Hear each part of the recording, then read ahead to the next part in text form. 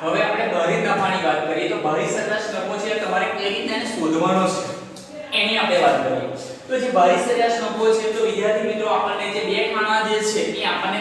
જે દાખલો છે એ દાખલામાં આપણને આપેલા હોય છે એક વર્ષ અને નફો તો આપણને આ દાખલાની અંદર શું કીધું છે વર્ષ કયા કયા છે બરાબર 2012 છે 13 છે એવું આપણે સ્પષ્ટ કીધું નથી એટલે મેં અહીંયા શું કર્યું છે ખાલી નંબર આપી દીધા છે 1 2 અને 3 એટલે તમારે ખાસ ધ્યાન રાખવાનું છે જ્યારે તમને કશું વર્ષ ના કીધું ડાયરેક્ટ એવું કીધું કે છેલ્લા 3 વર્ષનો વાર્ષિક નફો આપેલો છે બરાબર 1,20,000 1,10,000 અને 1 લાખ એવું સીધું આપ્યું છે આવું કોષ્ટક સ્વરૂપે નહોતું આપ્યું તો અહીંયા મેં શું કર્યું છે વર્ષ જે છે એ વર્ષ નથી આપ્યા તો મેં શું કર્યું ખાલી નંબરિંગ લખી દીધું છે 1 2 અને 3 બરાબર તો તમારે પણ આ રીતના કરવાનું છે નફો આપ્યો છે પહેલા વર્ષનો કીધો છે 1,20,000 પછી બીજા વર્ષનો 1,10,000 ત્રીજા વર્ષનો છે 1 લાખ તો અહીંયા વિદ્યાર્થી મિત્રો શું થાય છે કે જે નફો છે એ નફામાં સતત શું થાય છે તો ઘટાડો થાય છે તો મેં તમને પહેલા બી કીધું હતું એ પ્રમાણે કે જ્યારે નફો સતત વધતો હોય કાં તો નફો સતત ઘટતો હોય તો એવા સંજોગોની અંદર આપણે જ્યારે પાઘડીની ગણતરી કરીએ છીએ ત્યારે ભારિત સરેરાશ નફા એટલે પાઘડીની ગણતરી કરીશું તો વિદ્યાર્થી મિત્રો આપણે અહીંયા કયો નફો શોધવો પડશે તો ભારિત નફો આપણે શોધવો પડશે તો ભારિત નફો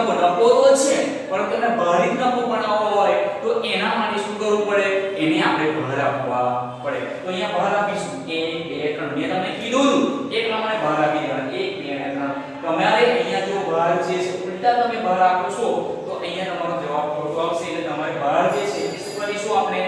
1 2 અને 3 એ પ્રમાણે આપણે એનો ભાર જે છે એ આપણે આપીશું તો નફો અને ગુણ્યા ભાર એ બેનો આપણે જ્યારે ગુણાકાર કરીશું ત્યારે આપણને શું મળશે તો કે ત્યારે આપણને ભારિત નફો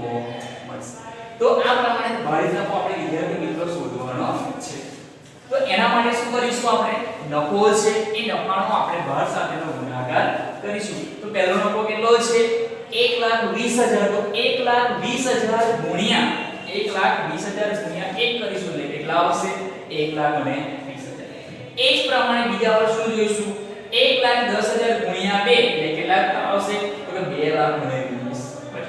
એ જ પ્રમાણે ત્રીજા વર્ષનું કરીએ 1,00,000 ગુણ્યા 3 એટલે કેટલા આવશે 3,00,000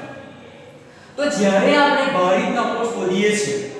બરાબર ભારિત સરેરાશ નફો શોધીએ છીએ ત્યારે આપણે શેની જરૂર પડે છે તો સૂત્ર આપણને ખબર હોવી જોઈએ તો સૂત્ર છે ભારિત સરેરાશ નફો બરાબર કુલ ભારિત નફો છેદમાં કુલ ભાર બરાબર અહીંયા આપણે કે ચારે ચાર ખાનાનો સરવાળો કરવાની કશી જરૂર નથી આપણે જે વસ્તુની જરૂર હોય એનો જ આપણે સરવાળો કરીશું બાકીના જે ખાના છે એના સરવાળાની આપણે કઈ જરૂર નથી તો અહીંયા આપણે શેની જરૂર છે તો કે ભારિત નફો કુલ ભારિત નફાની જરૂર છે એટલે કુલ ભારિત નફો જે છે એ કુલ ભારિત નફાનો આપણે શું કરીશું સરવાળો કરીશું એ જ પ્રમાણે ભારની પણ જરૂર છે કે કુલ ભાર એટલે ભાર જે છે એ ભારનો પણ આપણે શું કરીશું એનો પણ આપણે સરવાળો કરીશું તો વિદ્યાર્થી મિત્રો સૌથી પહેલા આપણે ભારિત નફાનો સરવાળો કરીએ તો કેટલો આવશે 6,40,000 એ જ પ્રમાણે ભારનો સરવાળો કરીશું તો કેટલો આવશે તો ભારનો સરવાળો કરીએ કેટલો આવશે 6 આવે છે સૂત્રની અંદર આપણે કિંમતો મૂકીશું કુલ ભારિત નફો તો કુલ ભારિત નફો કેટલો આવે 6,40,000 મૂક્યા કુલ ભાર તો ભાર કેટલો છે 6 તો 6,40,000 ને આપણે 6 વડે શું કરીશું એને ડિવાઈડ કરી દઈશું તો આપણે જ્યારે ડિવાઈડ કરીશું એટલે કેટલા આવશે 1,06,667 તો એ આપણને શું મળે છે ભારિત સરેરાશ નફો હવે જ્યારે નફો મેં તમને અગાઉ પણ કીધું છે સંકેત તમારે લખવાનો જ્યારે જવાબ આવે ત્યારે હવે આપણે શોધીશું અધિક નફો શું શોધીશું અધિક નફો તો અધિક નફો શોધવા માટેનું સૂત્ર છે કે ભારિત નફો માઈનસ અપેક્ષિત નફો તો ભારિત નફો અને અપેક્ષિત નફો આ બંને વસ્તુ આપણે શું કરેલી છે શોધેલી છે તો એના માટે આપણે સૌથી પહેલા ભારિત નફો હમણાં આપણે શોધ્યો એ આપણે લખ્યું કેટલો છે 1,06,667 અને માઈનસ અપેક્ષિત નફો તો અપેક્ષિત નફો કેટલો છે આપણે શોધ્યો છે અગાઉ 40,000 તો 1,06,000 માઈનસ 40,000 1,06,667 માંથી 40,000 બાદ કરીશું એટલે કેટલા આવશે 66,667 તો જે 66,667 જે છે એ શું છે તો કે એ અધિક નફો છે શું છે અધિક નફો છે તો એ રીતના તમારે લખવાનું છે બરાબર તમે જ્યારે જે બી જવાબ મળો ત્યારે એને બોક્સ કરવાની ખાસ જરૂર છે જો બોક્સ કરેલું હશે બરાબર છે તો તમારો જવાબ જે છે એ જવાબ પર તરત જ જે પરીક્ષક હશે બરાબર છે એ તરત જ એની નજર પડશે બરાબર એટલે તમારે ખાસ જે બોક્સ છે જ્યારે જવાબ આવે ત્યારે બોક્સ કરવાનું જરૂરી છે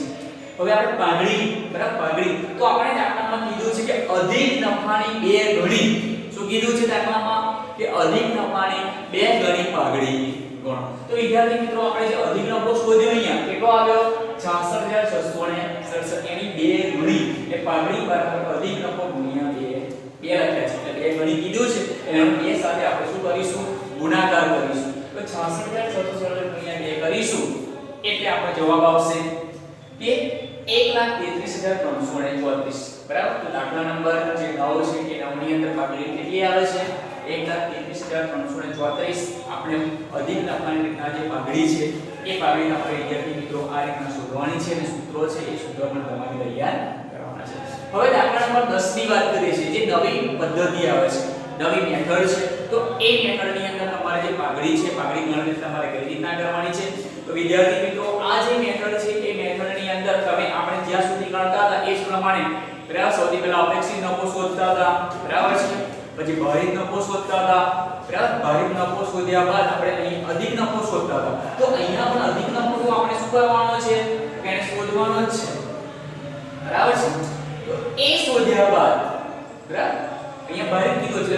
ભારિત સાથે કરીશું આપણે. જો અધિક કીધું તો અધિક, તો ભારિત સરેરાશ નફાની રીતના તો ત્યાં સુધી તો આપણો દાખલો સેમ છે પરંતુ ત્યાંથી પાછું સૂત્ર શું થાય છે થોડું બદલાય છે બરાબર છે. એટલે આપણે વાત કરીએ તો કઈ રીતે આપણે ગણવાનો છે. તો વિદ્યાર્થી મિત્રો આ જે કોલમ છે એ કોલમ તમને દાખલામાં આપેલા છે. આ જે વસ્તુ છે એ તમને શું કરેલું છે આપેલું છે પરંતુ અહીંયા તમારે શું ભારિત સરેરાશ નફાની રીતના તો એ તમને ખબર છે જ્યારે ભારિત સરેરાશ તમને કે તો જે નફા છે એ નફાને આપણે શું કરીશું એને ભાર આપીશું એટલે આપણે શું લખીશું ગુણ્યા ભાર. હવે અહીંયા ભારિત નફો તો ભારિત નફો શોધવા માટે શું કરીશું નફો ગુણ્યા ભાર, નફાનો અને ભાર સાથેનો ગુણાકાર કરીશું એટલે આપણને શું મળશે તો કે ભારિત નફો આપણને મળશે. તો એના માટે આપણે સૌથી પહેલા વાત કરીએ એનો ગુણાકાર કરીશું એટલે ભારિત નફો મળશે 45000 ગુણ્યા 1 એટલે કેટલા મળશે 45000.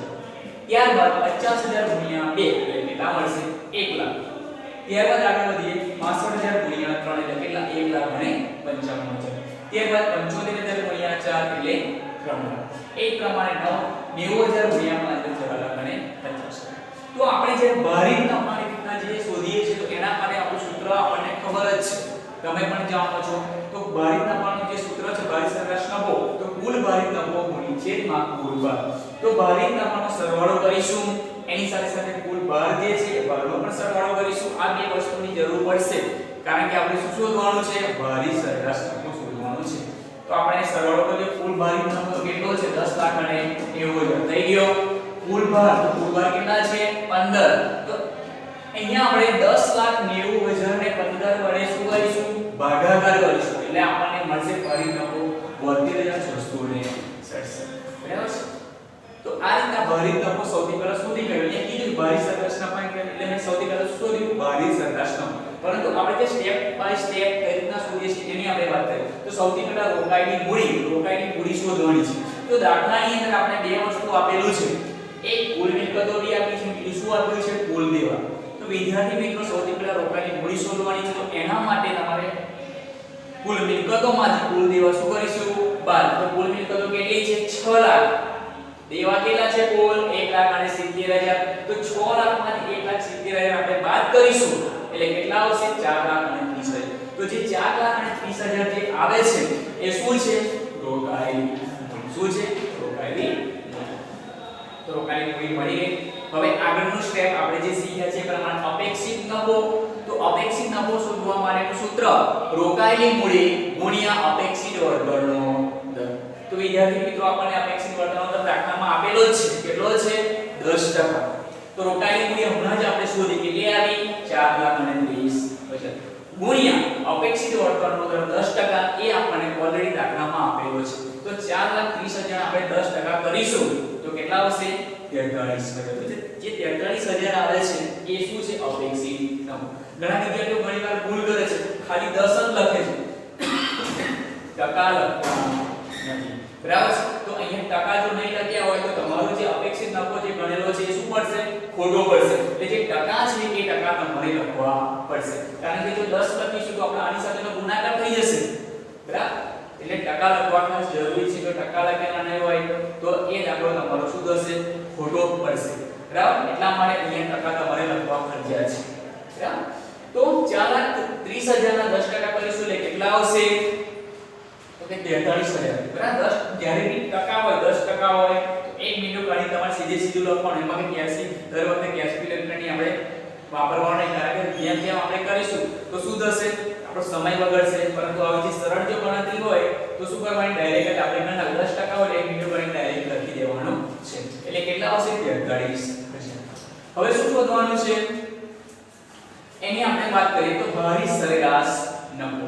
બરાબર તો ભારી સરેરાશ નફો જે બીજું સ્ટેપ ની અંદર મેં હમણાં તમને કીધું એ પ્રમાણે ભારી સરેરાશ નફો આપણે શોધેલો છે 72,667 અહીંયા સુધી આપણે જે દાખલો ગણતા હતા એવું ને એવું જ છે પરંતુ જે મેથડ બદલાય છે અહીંયાથી બદલાય ક્યાંથી બદલાય છે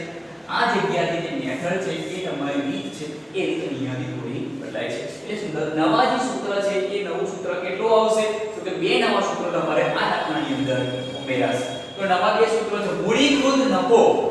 બરાબર આપણે કીધું છે કે મૂડીકૃત કરવાની પદ્ધતિએ ભાગડી ગણવાની છે તો મૂડીકૃત નફો જે છે એનું સૂત્ર છે કે મૂડીકૃત નફો બરાબર ભારી સરેરાશ નફો છેદમાં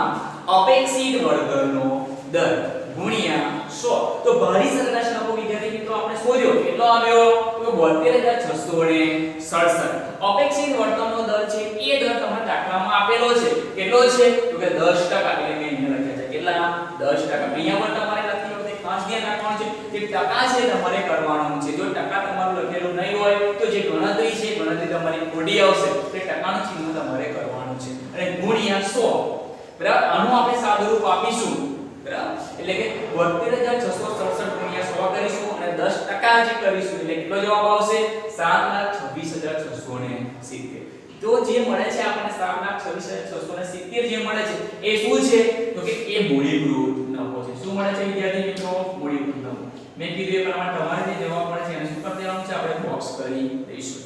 ત્યારબાદ આપણે મૂડીકૃત નફા સુધી મળી ગયું હવે આપણે અહીંયા શોધવાનું છે તો પાઘડી શોધવાની છે તો આ સૂત્ર તમારા માટે પાછું શું છે નવું છે એ સૂત્ર તમારા માટે અહીંયા નવા આવશે તો પાઘડી બરાબર સૂત્ર છે મૂડીકૃત નફો માઈનસ રોકાયેલી મૂડી તો મૂડીકૃત નફો વિદ્યાર્થી મિત્રો હમણાં જ આપણે શોધ્યો બરાબર કે 7,26,670 માઈનસ રોકાયેલી મૂડી તો રોકાયેલી મૂડી કેટલી છે